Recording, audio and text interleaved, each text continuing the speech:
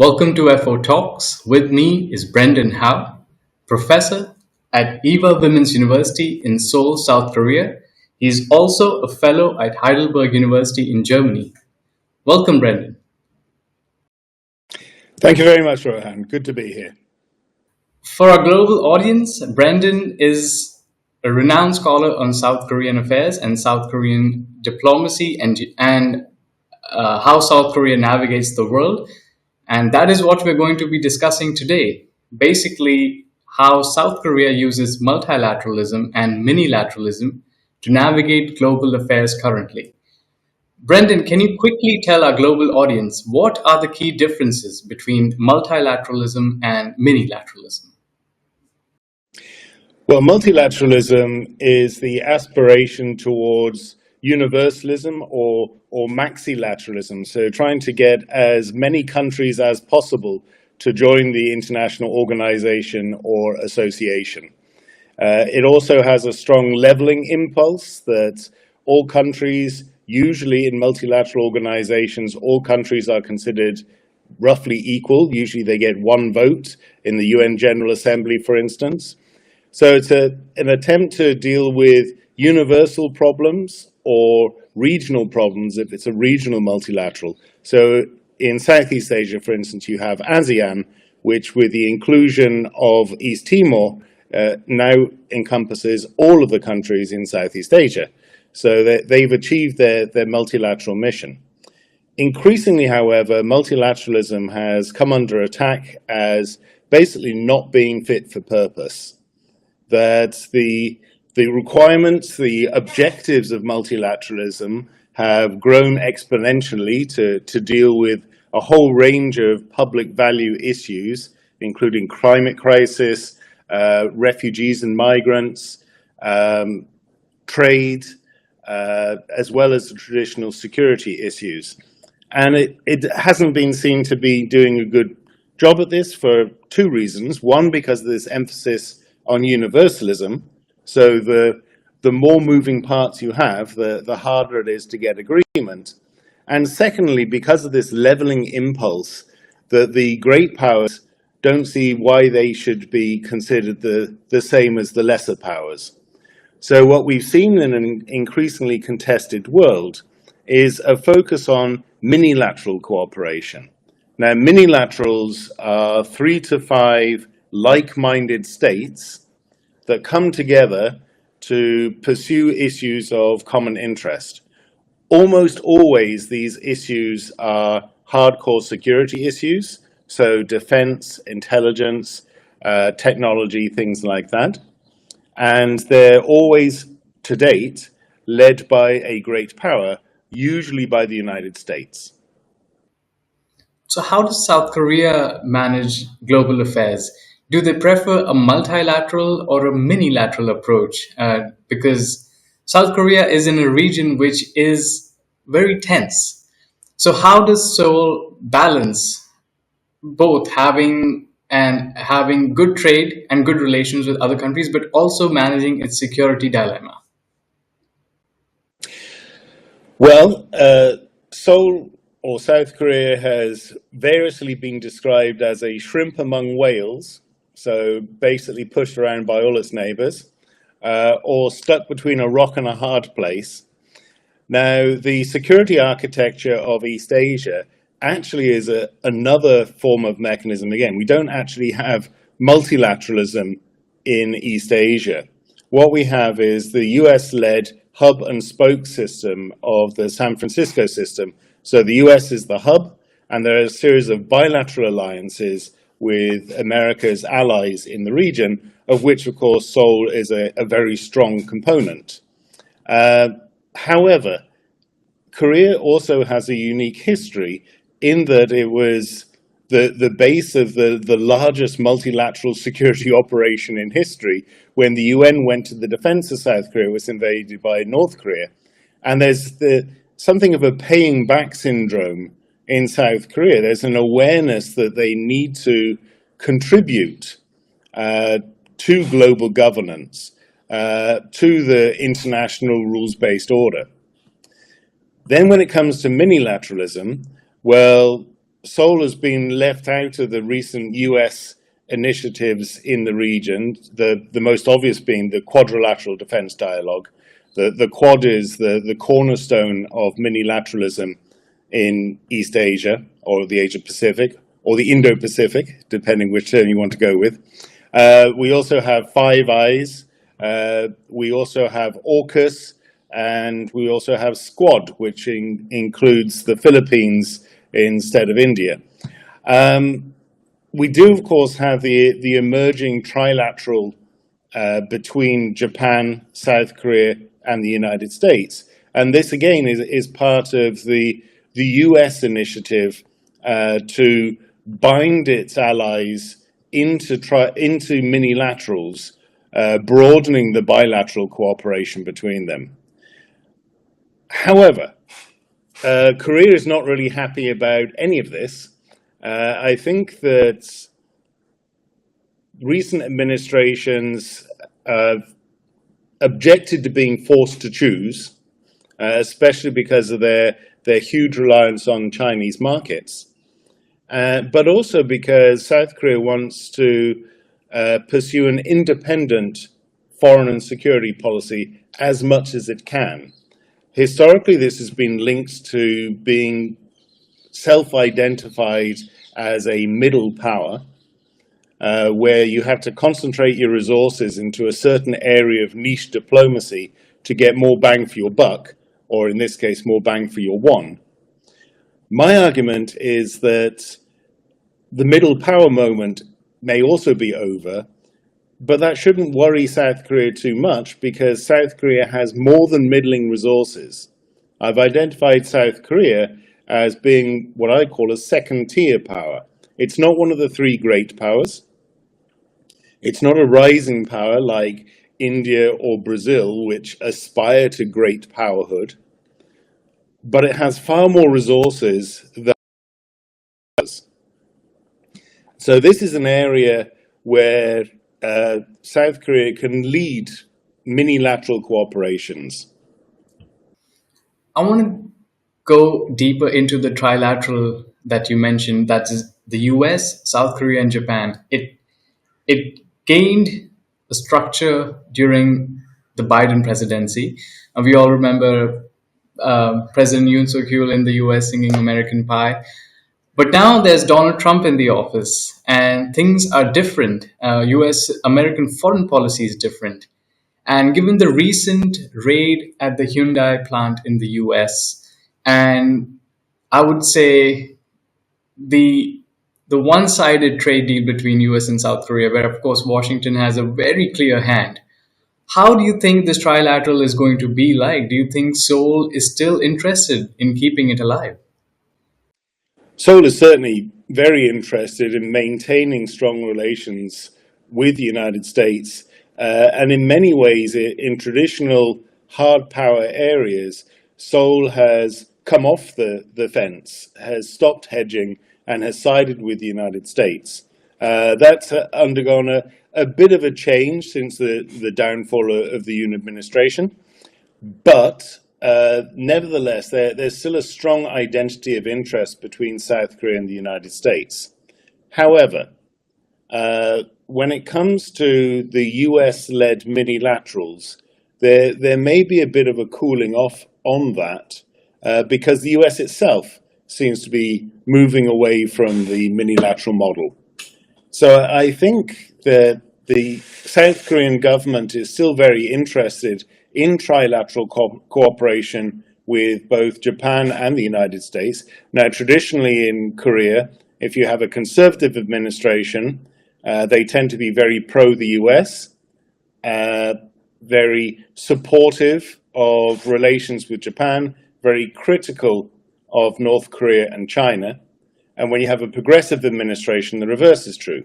Well, we now have a progressive administration.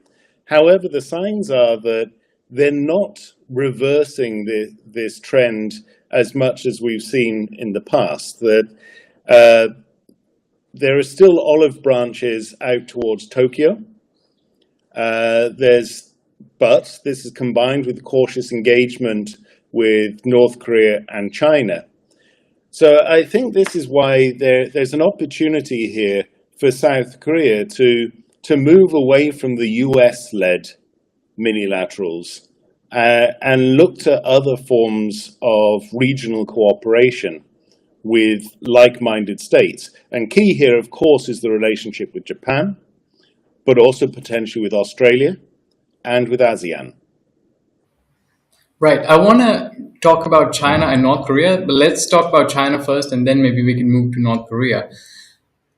So, South Korea basically sees the United States as its military partner, and the US has bases in South Korea. But at the same time, China is South Korea's largest trading partner. So, how does Seoul basically balance both? Two great powers, with one where you need to do trade and the other where security becomes your primary concern. How does that happen? Well, historically, it's been hedging, trying to balance them both. But the Yoon Suk-yeol administration jumped off the fence and firmly revitalized the American alliance just in time for the Americans to essentially abandon it. So I think they're still undergoing a recalibration. Obviously, any progressive administration is going to be welcomed in Beijing as being less hostile and less pro-American. But I think that the concern is that all three of the great powers now, it used to be that at least one of the three great powers could be relied upon to be a defender of the rules-based international order within which South Korea sees itself as a major player. But now you've got all three great powers acting like monsters in a Godzilla movie, and the rest of us suffering as citizens of Tokyo. I think Korea is seriously, among other countries, looking at other ways of leveraging cooperation. Now, they're still very leery of China. They don't fully trust China, but of course, economically, if China is favorable towards South Korea, as they tend to be under progressive administrations, this will help alleviate some of the pain they're suffering because of the American tariffs. But also, I think we have seen a considerable stimulus to engagement in other directions, including Let's talk India, about including Southeast Asia. Before I get to India and Southeast Asia, let's talk about North Korea because that's a major concern for South Korea. Yeah. Of course, there are missile launches, there are nuclear threats, saber rattling. The UN hasn't really stepped in to the point where the South Korea likes their support. So, how does Seoul see this? Do they prefer a multilateral approach to basically taking on North Korea, or do they see minilateral approaches better in keeping basically North Korea in check?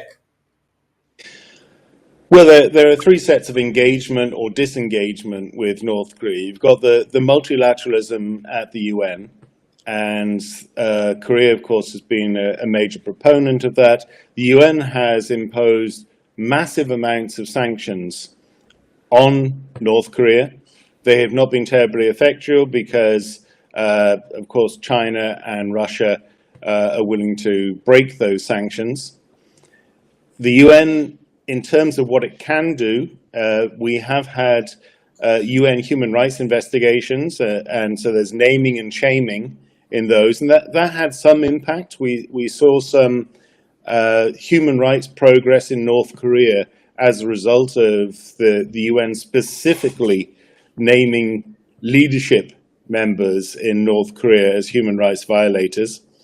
But beyond that, the UN, under the UN Charter, all they can do is Chapter 7 enforcement actions, military action. But of course, that is not practical, and anyway would get vetoed by the Chinese and the Russians.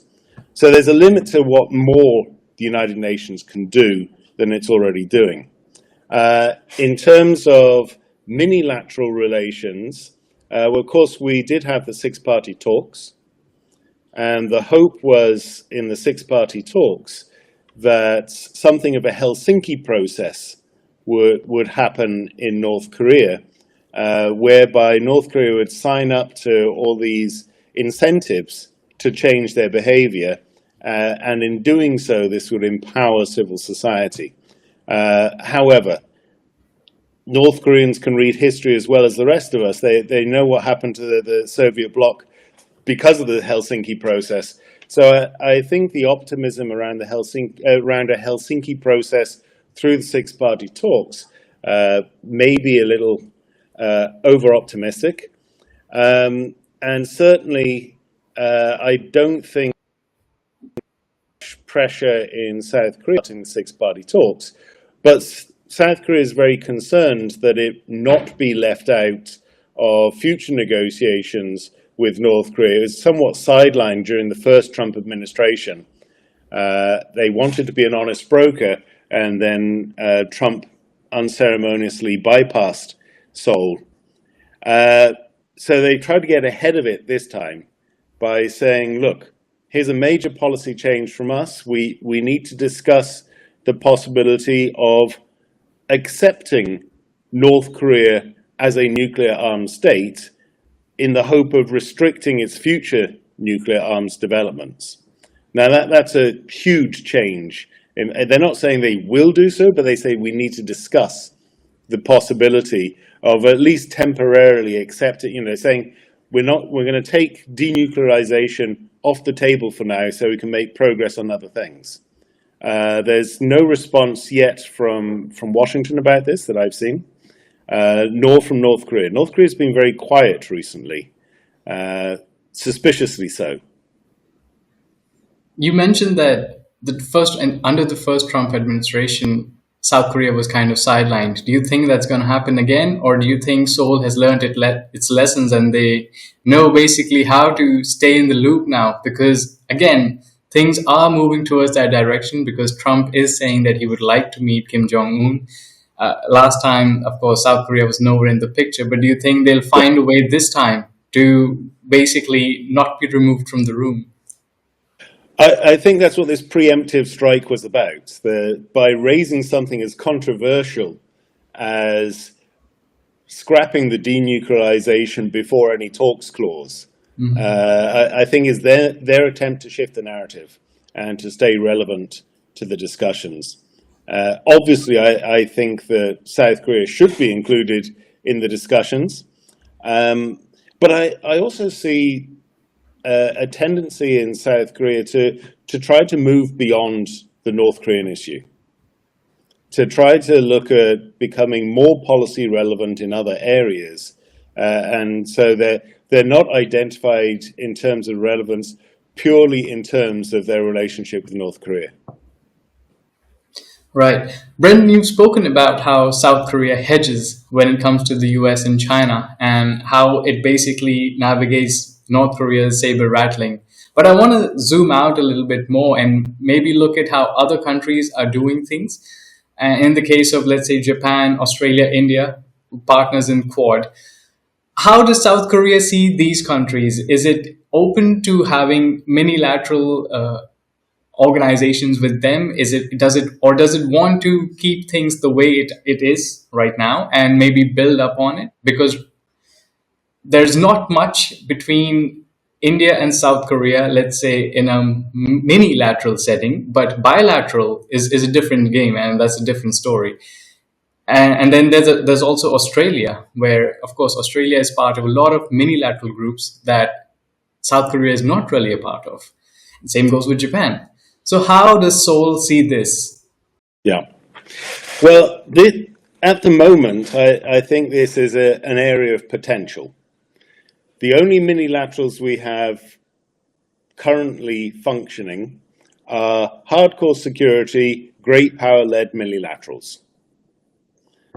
But this is an area where the bilateral agreements between second-tier powers, now, to reiterate, the second-tier powers I envisage are those that no longer have great power aspirations, even if they did historically, may no longer be considered great powers, although they may be borderline, but they have much greater resources than traditional middle powers.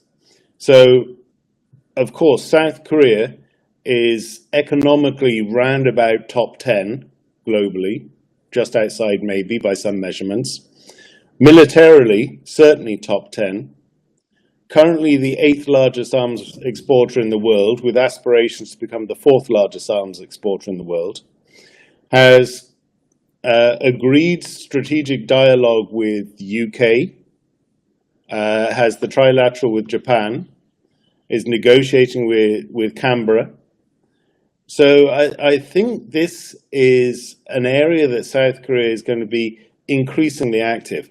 And if we look at potential partners, those that I've just mentioned, Japan, very similar ranking militarily, economically, of course, larger, arms production less, but generally a very good match. The United Kingdom, much as they might like to still see themselves as a great power, they're really not of the magnitude of US, China, Russia. But they're very active. They certainly punch above their weight in terms of minilaterals, but also in terms of bilateral initiatives. If you look at principled foreign policy in the UK, ironic as that may seem, it goes all the way back to the 1990s and Robin Cook. And they were the country that's pushed hardest for debt relief for the poorest countries in the world, pushed hardest for climate adaptation measures. And these are areas that are dear to Seoul's heart as well. If we look at at Australia, okay, population-wise a lot smaller, geographically much bigger. Economy, similar again to South Korea. Military, not of the magnitude of South Korea or Japan or the UK, but a very advanced military and also a major regional player. So these are very obvious partners with shared identities, all liberal democracies, shared geostrategic concerns. They're all, to a certain extent, stuck between the rock and the hard place of China and the US, or actually in the UK's case, between Europe and the US. And so I think they have a great opportunity to build these bridges. And we have the Downing Street Accord between Korea and the UK already. Also, Korea is looking to build partnerships with Germany as well. So bring Germany into that mix as well. So Germany, UK, Japan, South Korea, Australia. I think you have an incredibly well-resourced, well-intentioned grouping of second-tier powers that could provide a great deal of leadership in non-traditional security minilaterals. Now, that's something that doesn't exist yet. But again, it's something that I think will come into fruition, and will come into fruition through the leadership of these second-tier powers because of the contestation between the great powers. Right. That's a great outlook and overview when it comes to major powers, I should say, and maybe even rising powers when it comes to India and Australia. But how does South Korea manage its foreign policy goals when it comes to countries like Vietnam, when it comes to countries like Indonesia, Singapore? Well, Singapore is a great economic power, but not really. It doesn't have the heft or the size that India and Australia can bring. Then you've got Vietnam, you've got Indonesia, you've got Thailand. These are all countries in ASEAN, of course. They have good diplomatic clout. They have great understanding on the region. And they actually play a very vital role in the Indo-Pacific arena. How does South Korea see that? Does it prefer bilateral engagement, or does it see this minilateral engagement with ASEAN? South Korea has successive administrations in Seoul have pursued variations of a new Southern policy. The engagement with Southeast Asia has been seen as crucial. In fact, going back to the Im Young-bak administration, that we have the ASEAN Center in South Korea. So ASEAN partnership with South Korea is very important, and South Korea has become a major funder of ASEAN integration.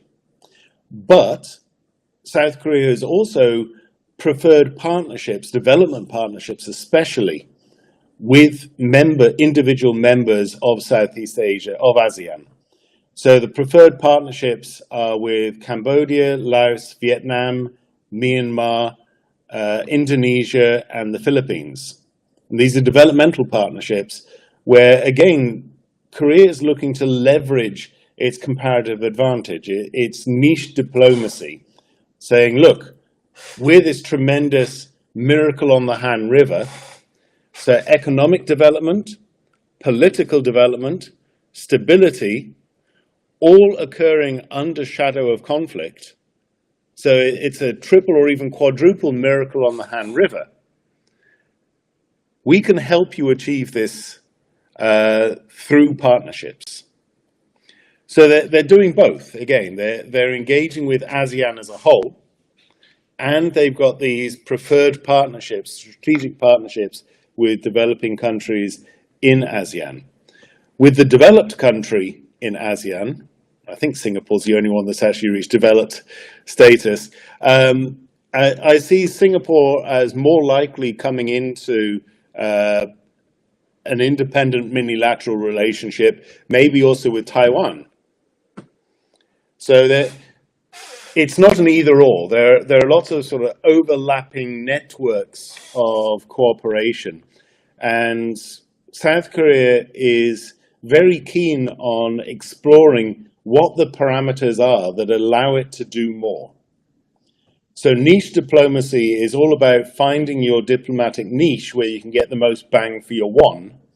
And they found this to be in development assistance, peacekeeping operations. They have a peacekeeping center for the Korean military, disaster resilience and assistance. So when, was it Typhoon Hainan, I think, when one of the typhoons hit the Philippines and the Philippines asked for international assistance, South Korea sent the largest contingent of troops for the longest period of time of any of the respondent countries.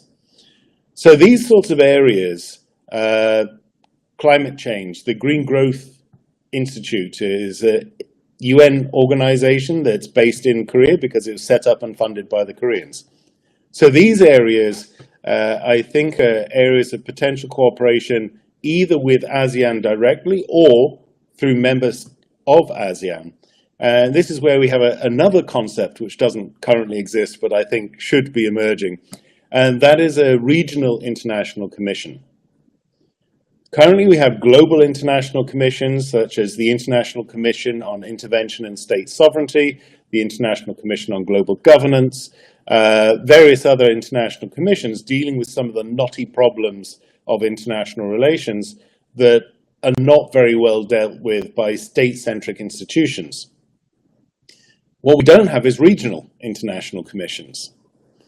And international commissions at the global level have historically been championed by middle powers, Canada, Australia, West Germany, Scandinavian countries. But if you're going to have a regional international commission in East Asia, why not have it be led or championed by Seoul? Right. So do you think that's the future, regional international commissions, and especially when it comes to emerging trends like AI, for example, or as you mentioned in the Philippines, climate and disaster relief? There's also freedom of navigation on seas when it comes to Taiwan and the Taiwan Strait. Do you think South Korea is basically going to join more such regional, I would say, mini and multilateral frameworks? And do you think South Korea can even be leading some in the future? Absolutely. I mean, South Korea is recognized for its expertise in these areas already. And we saw this in the vaccine diplomacy. The leadership provided in the East Asian region by non-great powers was in stark contrast to the disastrous responses of the three great powers and the two rising powers. So, yeah, this is absolutely an area where South Korea is looking to provide leadership and can provide leadership. And one of the benefits of a regional international commission is it answers some of the criticism that we started this discussion with of global models of governance or global international commissions, that the assumption of universality is very problematic in other areas of the world.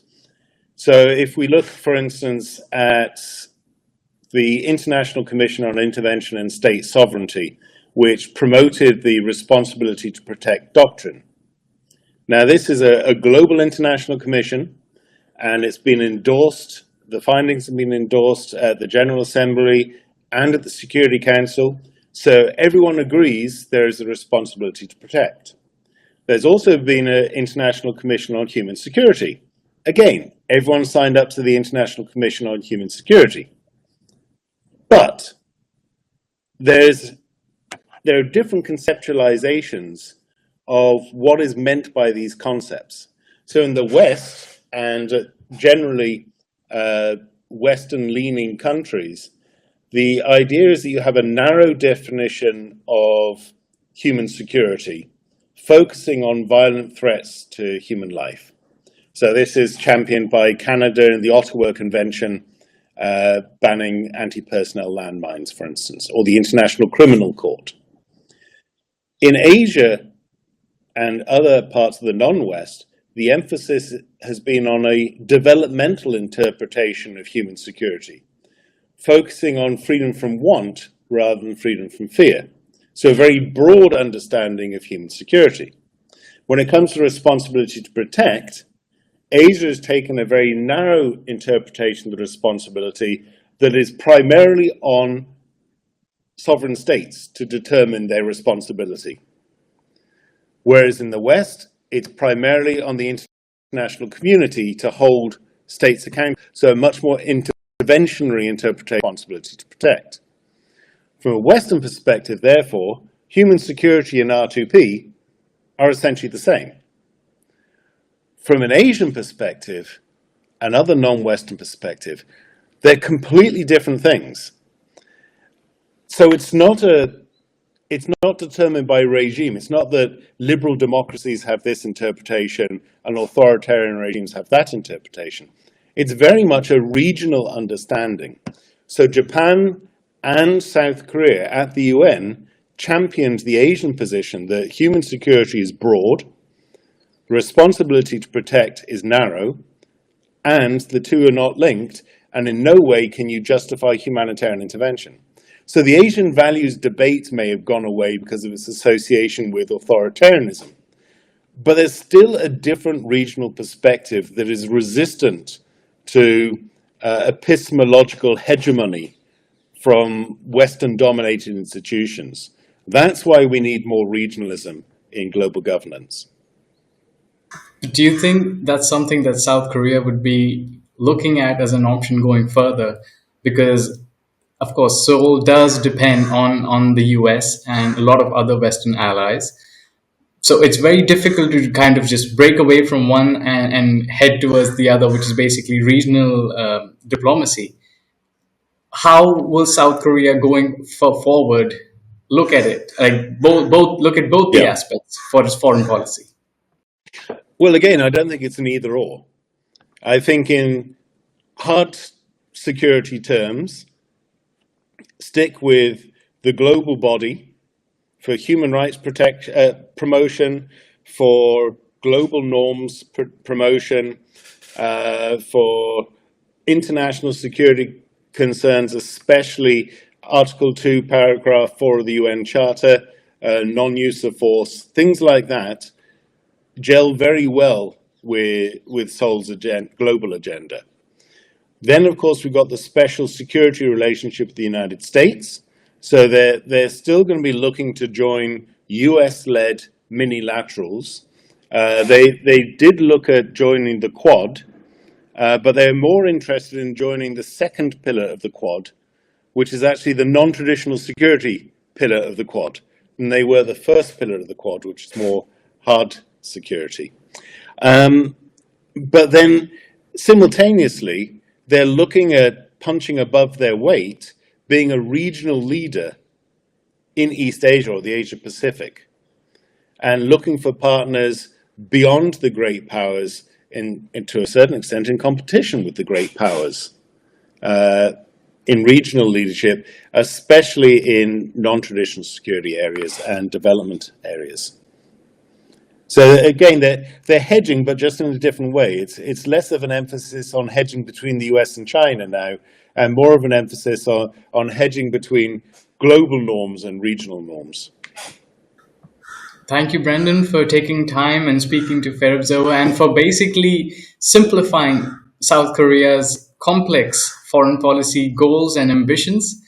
And I hope our global audience can basically understand how difficult South Korea has to balance and walk a tightrope when it comes to, well, its national interests also, but look at its national security and its trade and its regional alliances. So it's a very complex web that basically South Korea has to navigate through.